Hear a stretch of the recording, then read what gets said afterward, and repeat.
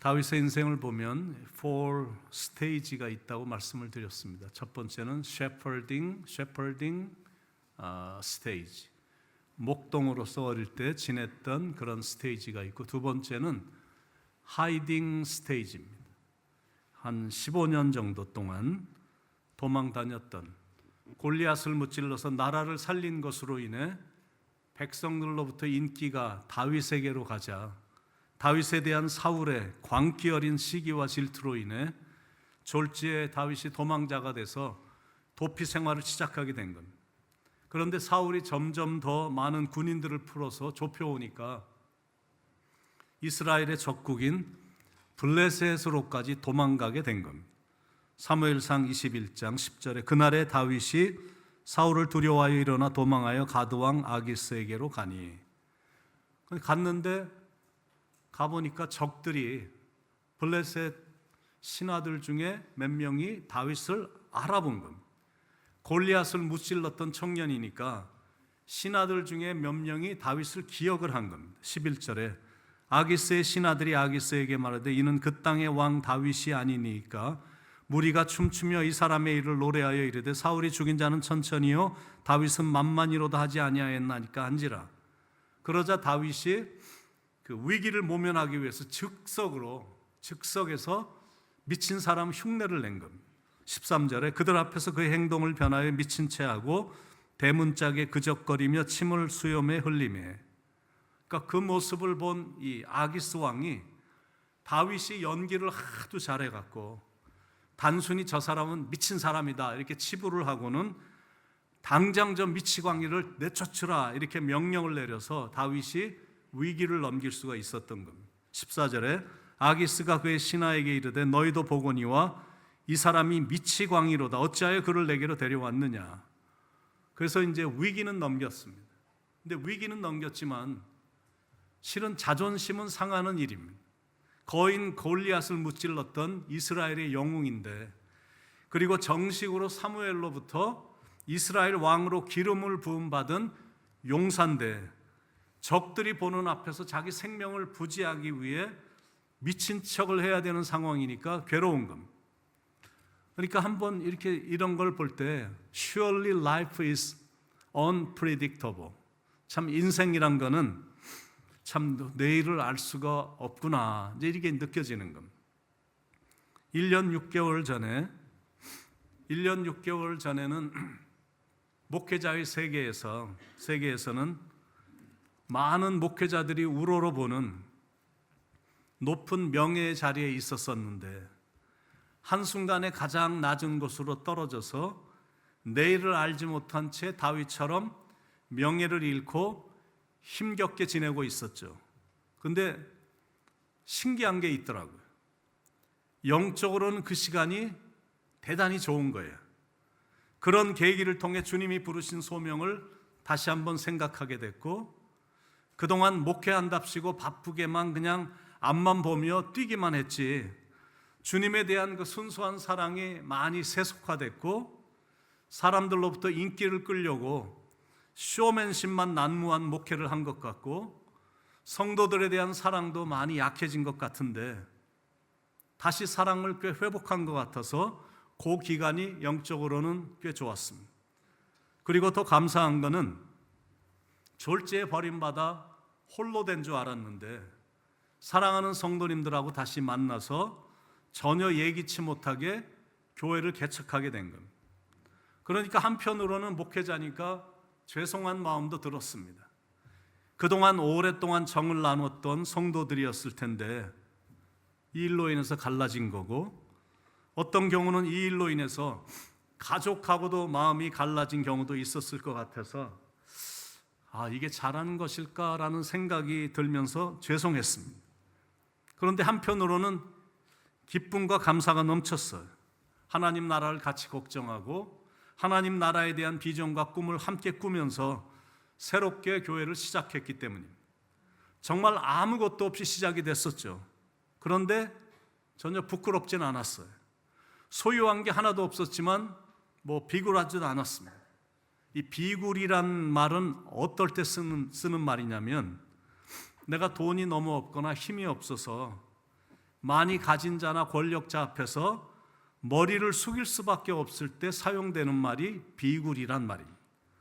나라가 힘이 없어서 다른 나라의 속국이 되면 그 나라의 경찰이나 힘 있는 자나 가진 자가 지나가면 내가 일하다가도 일어나서 그 사람 앞에서 머리를 숙여야 되는 거예요. 안 했다가는 자기에게 해가 되기 때문에 마음은 원치 않지만 아무렇지도 않은 척 머리를 숙이는 것. 이제 그런 게 이제 비굴한 거거든. 그런데 우리는 그렇지 않았거든. 공격도 많았고 방해도 많았지만 그 앞에서 절대 위축되질 않았습니다. 그리고 가진 건 없었지만 We had Jesus. 우리는 예수님이 계셨고 And we had each other. 우리는 서로가 있었어요. 그거면 충분했습니다. 다윗도 졸지의 상황이 굴욕적이며 비굴한 상황에 처해지게 됐거든요. 다윗은 성경에 나오는 최고의 음악가였고 시인이었고 연주도 잘했고 잘생겼고 하여튼 못하는 게 없었습니다. 게다가 골리앗이라는 거인을 한 방에 무찔러서 나라를 살렸기 때문에 모든 백성들로부터 우러러보는 최고의 명예와 영예와 인기를 한 몸에 받았었습니다. 그런 사람이 졸지에 여기저기 도망을 다녀야 되는 도망자가 된 겁니다. 사울이 워낙 악한 마음으로 자기를 죽이려고 추격을 해오니까 눈만 뜨면 자꾸 다른 곳으로 도망을 가야 되는 겁니다. 나중에는 3,000명의 특공대를 풀어서 다윗을 죽이라고 명령을 내려서 점점 더 조여오니까 더 이상 이스라엘 땅에는 발을 붙일 수가 없어서 골리앗의 고향인 블레셋 땅인 가드까지 도망가게 된 겁니다. 그런데 그곳에서도 다윗의 명성을 이미 익히 알고 있었기 때문에 다윗을 알아보는 사람들이 있는 겁니다. 그래서 이제 고비를 넘기기 위해서 수염에 침을 질질 흘리고 미친 척을 해야 되는 비굴한 상황까지 처해지게 된 겁니다. 그런데 이제 다윗이 정말로 쇼를 완벽하게 잘해서 거기서 간신히 빠져나오긴 했는데 나와도 뾰족이 갈 곳이 없으니까 나오자마자 도망간 곳이 바로 사무엘상 22장에 나오는 아둘람 굴입니다. 가드에서 아둘람 굴까지 걸어오는 동안 다윗은 무슨 생각을 했을까 참 궁금합니다. 당연히 머리가 복잡했을 거고 그리고 혼동이 됐을 거고 마음도 밝지 못했을 것입니다. 어쩌면 엉엉 울면서 갔을지도 모릅니다. 너무도 갑자기 일어난 일이고 상상도 하지 못한 일이고 그리고 준비도 없이 도망을 나왔기 때문에 그 어디에도 피난처나 편안히 쉴 곳이나 자기를 위로하는 자가 한 명도 없는 처량한 신세가 된 겁니다. 그런데 그렇게 외롭고 어둡고 쓸쓸하고 무서운 아둘람 굴에 400여 명의 사람들이 다윗을 찾아왔다라는 사실입니다. 입으로 전달된 소문을 듣고 아둘람 굴에 숨어있는 다윗을 400여 명의 사람들이 찾아왔다라는 것. 사무엘상 22장 1절 2절에 그러므로 다윗이 그곳을 떠나 아둘람 굴로 도망하며 그의 형제와 아버지의 온 집이 듣고 그리로 내려가서 그에게 이르렀고 환난당한 모든 자와 빚진 모든 자와 마음이 원통한 자가 다 그에게로 모였고 그는 그들의 우두머리가 되었는데 그와 함께한 자가 400명 가량이었더라. 어떤 사람들이 다윗을 찾아왔다고 그러죠? 첫 번째는 다윗의 형제와 아버지의 온 집의 사람들이 찾아온 것. 다윗의 가문에 적대감을 갖고 있었던 사울 왕에게 당연히 미운 털이었고 그래서 늘 생명의 위협을 느꼈던 사람들이 찾아온 겁니다. 두 번째는 환난당한 모든 자들이 찾아왔다는 다윗을 사랑한다는 이유만으로 사울에게 학정과 탄압과 미움을 받아서 환난에 처한 사람들이 다윗을 찾아온 겁니다. 세 번째는 빚진 모든 자입니다. 사울에게 미움을 받아서 직장도 못 구하니까 먹고 살 길이 없으니까 결국에는 빚을 질 수밖에 없는 상황에 처해지게 돼서 고리대금업자들에게 시달림을 당하다가 결국 도망 온 사람들입니다. 그리고 마음이 원통한 자들이 왔다는 것. 사울의 잔인하고 악한 정책으로 인해서 마음의 쓴뿌리로 인해 상처를 많이 입은 사람들이 찾아온 겁니다.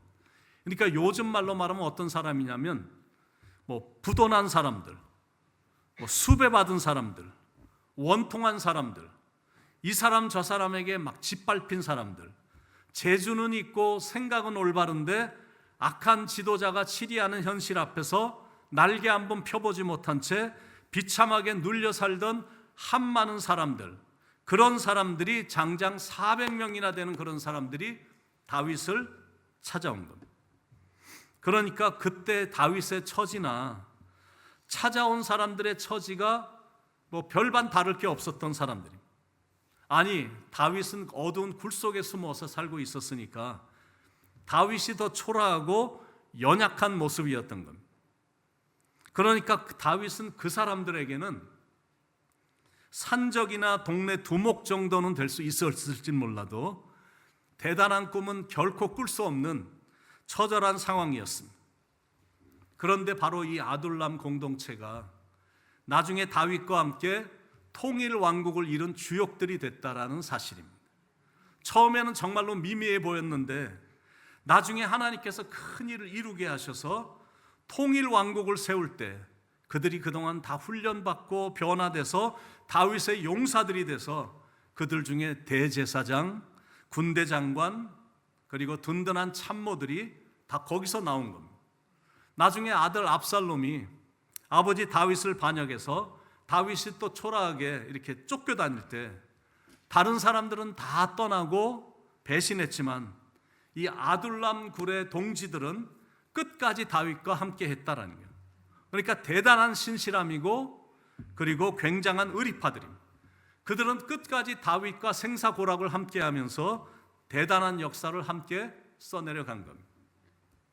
상처로 가득 차 있었던 변두리 사람들이었는데 they were outsider, 인사이드의 사회에서 끼지 못하는 이 변두리 사람들에 불과했는데 다윗의 아름다운 신앙과 온유한 성품과 뛰어난 리더십 앞에서 다 녹아버린 겁니다.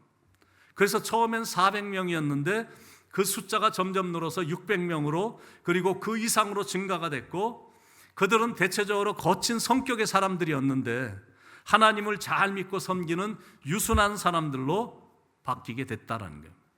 이렇게 사람이 바뀌니까 새로운 시대를 만들어 갔고 그들의 성격이 바뀌니까 대단한 나라를 만들어 갔다라는 거예요.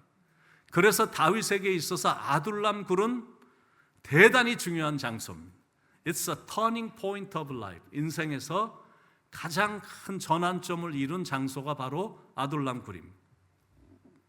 이 동굴의 경험이라는 게 그때는 견디기가 참 힘들지만 동굴의 경험 때문에 모든 사람을 품는 인격의 사람이 되는 거거든.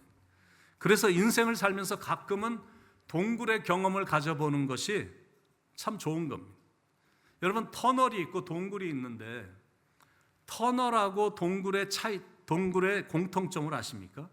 터널하고 동굴의 공통점, 그거는 어둡다는 거예요. 그리고 캄캄하다는 거예요. 그리고 답답하다는 게 터널하고 동굴의 공통점, something in common. 그런데 터널과 동굴의 차이점을 아십니까? 그거는 이런 차이입니다. 이 터널이란 거는 입구가 있고 출구가 있습니다. 근데 반면에 동굴이라는 거는 입구는 있는데 출구가 없는 거예요. 그러니까 터널이라는 것은 끝은 보이지 않아도 한 걸음씩 한 걸음씩 걷다 보면 빛이 있는 세상으로 연결이 돼서 빠져나올 수가 있는 겁니다. 근데 반면에 동굴이라는 것은 끝이 막혀 있어서 들어가면 들어갈수록 점점 빠져나오기가 힘들어지는 거예요. 물론 터널도 어두우니까 뭐 힘든 건 사실입니다. 그런데 터널은 계속 가면 어두움이 빛으로 바뀝니다. 그런데 동굴이란 것은 출구가 없기 때문에 가면 갈수록 수렁이야. 더 깊이 들어갈수록 깊은 웅덩이에 빠지게 되는 거예요. 그러니까 동굴에 들어가면 이런 의문이 나오는 거예요. 너무나 어둡고 캄캄하고 답답하니까 이런 의문이 자꾸 나오는 거예요. 하나님이 나를 잊으셨나? 왜 나에게 이런 일이 자꾸 생기는 걸까? 왜 나에게 이런 suffering, 이런 고통이 일어나는 거고, 그리고 이런 evil, 아주 그냥 악과 같은 일들이 나에게 이렇게 계속 닥치는 거고, the crisis, 이런 인생의 위기가 이렇게 오는 걸까? 뭐 이런 의문이 나올 수가 있습니다. 혹시 여러분도 이런 비슷한 질문을 하신 적이 있으십니까? 혹시 여러분도 이런저런 일로 인해서 혼란스럽고 혼돈스러웠던 적이 있으십니까? 그런데 분명한 건 뭐냐면 이게 지나고 나면 나에게 갑자기 닥친 동굴의 경험이 인생에 얼마나 유익했는지 모르고 그 경험은 나에게 정말로 필요했구나, 이게 느껴지게 된다는 거예요. 이거는 확실한 유익이에요. 그래서 내가 동굴에 있다라고 느껴지면 그때는 두려워하지 말고 가만히 있고 이렇게 차분히 있으면 돼. Don't panic. 두려워하지 말고, 그리고 don't be afraid. 그리고 너무 무서워할 거 없어.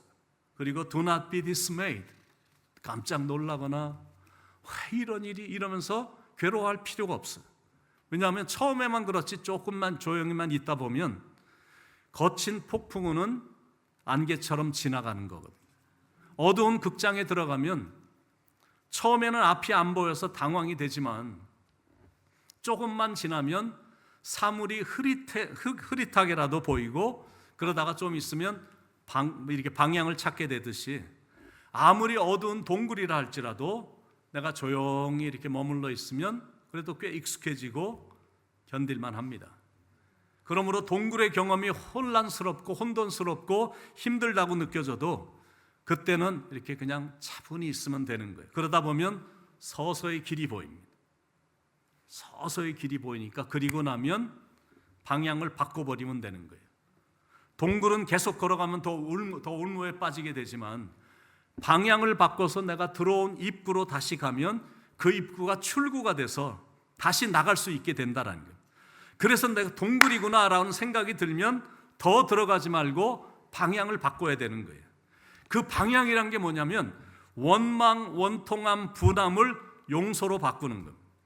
동굴에까지 들어가갖고 이를 갈면서 나를 이렇게까지 만드는 사람들을 증오하고 미워하고 원통해하고 탄식하고 있으면 결코 출구를 찾을 수가 없는 거예요. 그러니까 들어갔다고 생각이 들면 거기서 다 용서를 해야 돼. 그리고 나서는 솔솔 손을 털고 미소를 지으며 힘차게 일어나야 된다는 거예요. 예수님도 억울하고 비굴한 일을 얼마나 많이 경험하셨습니까? 죄도 하나도 없으신데 추악한 범죄자로 낙인이 찍혀갖고 이렇게 당하는, 범죄자가 당하는 형벌보다 더 잔혹한 형벌을 당하셨잖아요. 벌거벗긴 채로 십자가에 못 박히셨습니다. 그건 최악의 비굴함과 최악의 원통함이에요. 그런데 그렇게 십자가에 처절하게 달리신 예수님의 입에서 나온 첫 번째 말은 하나님이여 저들을 용서하여 주옵소서. 저들은 자기들이 하는 일을 알지 못함이니. 그게 첫 번째 예수님이 하신 거예요. 이런 용서의 마음을 우리는 예수님을 통해서 배우는 겁니다. 누구를 나무랄 것도 없고 미워할 것도 없고 뒤를 돌아보며 맨날 좋았던 시절만 생각할 것도 없어. 억울하고 분하고 그래서 화가 치밀어 오는 상황이 와도 분명한 건 주님이 나와 함께 하시니까 주님이 원하시는 길을 향해서 걸어가는 겁니다. 삶에서 일어나는 일들이 때때로 이해는 잘 안 돼도 흔들림 없는 믿음을 가지고 그냥 힘차게 전진해 나가는 거예요. 다윗은 그 일을 해냈습니다. 모여든 사람들의 산적 정도밖에 될 수밖에 없었던 상황이었는데 통일 왕국의 왕이 될 수 있었던 비결은 예수님처럼 다 용서했기 때문이에요. 그래서 다윗은 새 출발을 할 수가 있었던 겁니다. 사람에게는 이렇게 전환점, 터닝 포인트라는 게 있거든요. 다윗에게도 전환점이 있었습니다. 그게 바로 아둘람 굴이에요. 거기서 다윗은 왕으로서의 모습을 갖추어가기 시작한 겁니다. 사람들을 모으고 자기 세력들을 모으고 그들과 함께 꿈을 키웠고 그래서 결국엔 명실상부한 이스라엘의 왕이 된 거죠. 그 출발이 바로 아둘람 굴에서부터 시작이 됐다는 사실입니다. 아둘람 굴이라는 거는 완전히 그냥 백지 상태입니다. 가장 외롭고 가장 고립된 내일을 전혀 예측할 수 없는 어두운 상태입니다. 하나님께서 다윗을 그렇게 빈손으로 만들어 놓으신 거예요. 완전히 적국인 블레셋과 조국인 이스라엘에게까지 왕따를 당하게 만들어 놓으신 겁니다. 더 이상 갈 곳이 없도록 만드시고 인생의 바닥을 치게 만드시고 완전히 고립시키시고 자기가 갖고 있었던 그 마지막 하나까지 다 거두어 가셔서 완전히 빈털터리로 만들어 놓으신 겁니다. 그런데 실은 그때부터 하나님은 당신이 원하시는 대로 일하시기 시작하셨다라는 겁니다. 하나님은 왜 잘 있는 사람을 때때로 동굴로 집어넣으실까? 하나님을 분명히 만나라고 그러시는 겁니다. 그게 주된 이유야. 왜 괜찮은 사람이고 잘 나가던 사람인데 왜 그런 사람에게 그런 일이 일어날까? 왜 이런 최악의 상황이 일어날까? 여러분, 왜 그런 줄 아십니까? 능력의 하나님만 전적으로 믿고 신뢰하라고 그러신 거예요.